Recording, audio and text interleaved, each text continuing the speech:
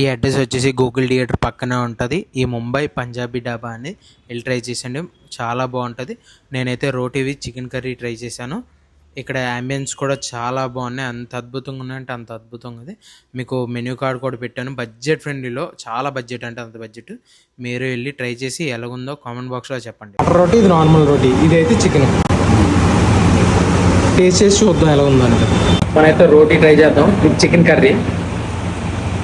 కొద్ది చికెన్ తీసుకొని ట్రై చేసి చూద్దాం టేస్ట్ ఎలా ఉంది.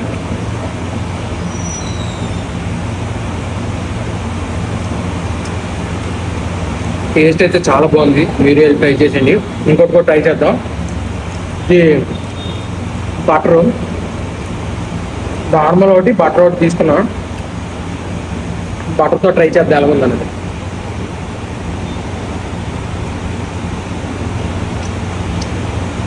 బటర్ కూడా చాలా బాగుంది.